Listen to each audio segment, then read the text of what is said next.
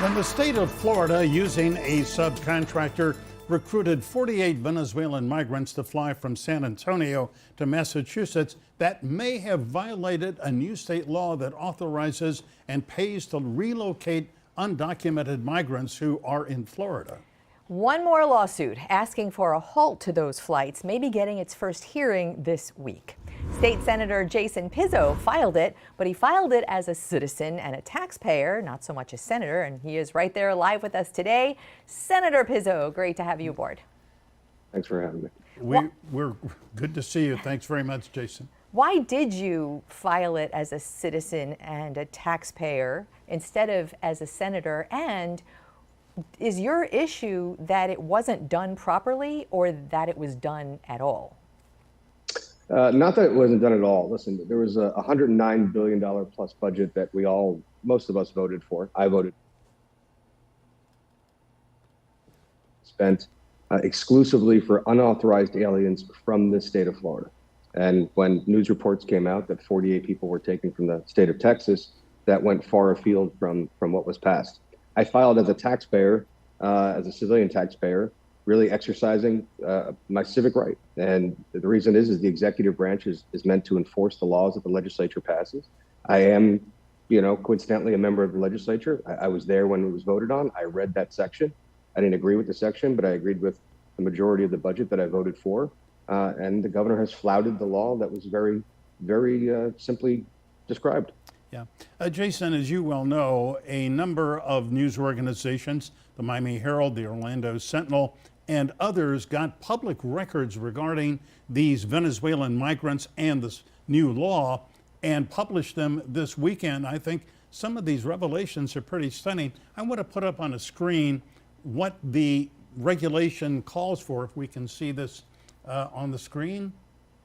I guess we cannot. Well, no, we can. All right. It says the Department of Transportation manages a program to relocate out of the state of Florida foreign nationals who are not lawfully present in the United States. Now, as I understand it, this is sort of the heart of your lawsuit. Number one, the Venezuelans who were taken to Martha's Vineyard had applied for asylum. So they were they not, legally within the United States?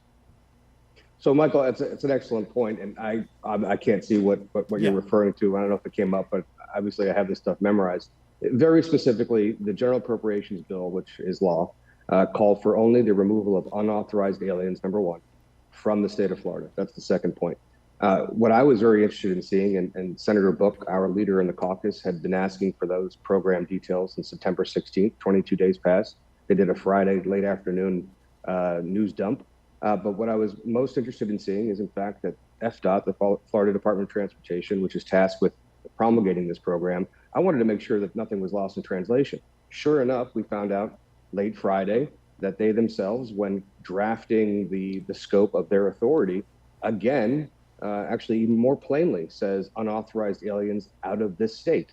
And, if you're going into Texas to take 48 people, that means the governor is spending your tax dollars and my tax dollars not in conformity with the law. So the governor, because we have covered this since it happened in mid-September, so the governor's line, the governor's defense of what happened was, look, the borders are not secure. There are people who are coming to Florida. We want to circumvent that. I want to make very clear, I'm repeating what the governor has said because he's not here to do that. And so he's defending, protecting, in his words, Florida from unauthorized migration and the costs of that by doing this. And that said, the budget is there, the program is there, and there is a woman named Perla Huerta who is recruiting these people. We've had one of my colleagues travel to Tampa to find her. We have not. So my question to you is, the contractor who was hired to do this operation, Vertol, and its subcontractors being the flight operators, maybe Perla, does the governor and the state and the Department of Transportation have possibly a plausible deniability, and maybe it was not them who orchestrated this and made the decisions of how to do it, rather the contractor itself? Does that make sense?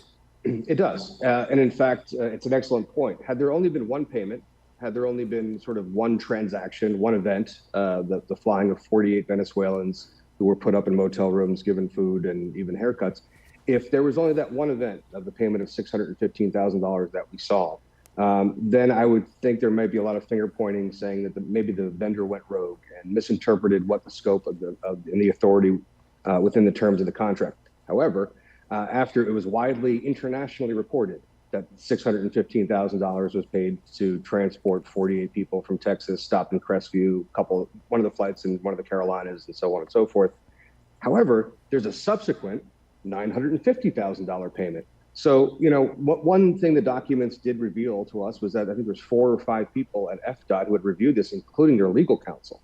Now, perhaps to your point, the vendor went rogue and went outside of Florida and did something that they were not supposed to do. But shouldn't the chief financial officer of the state of Florida, which was covered on every network, on print and digital and TV about this story, have taken just a little bit of pause with your money and my money to make sure that everything was kosher and above board? And in fact, there's a subsequent $950,000 payment, as we know, for what later was characterized as a phantom flight.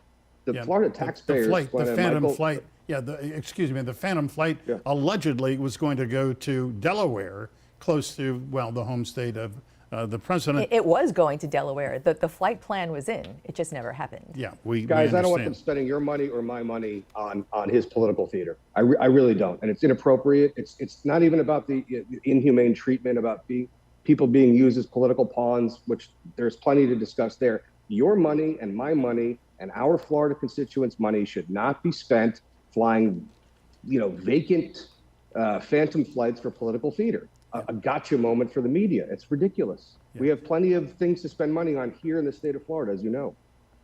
Now, before we run out of time, tell us the status of your lawsuit, because you told me, when we were texting last night, that you've got a hearing, I believe, Monday or early this week in Leon County Circuit Court. What's going on? We filed for an emergency hearing, basically to stop the hemorrhaging and bleeding of dollars being spent. We had to wait until all parties have been served, so the secretary, the governor, and the chief financial officer, Jimmy Petronas, to have been served. So tomorrow morning, we're going to be calling the judicial assistant for the judge and asking, can we have that case management conference? Not a typical lawsuit for damages. We're not looking for any payment. I just want some injunction. I just want them to stop doing it and flouting the law. So hopefully this week we'll have our first hearing. Jason Pizzo, great to speak with you. Thanks for being with us on a Sunday. So stay tuned. Thank you both. Thanks, Jason. Talk to you soon.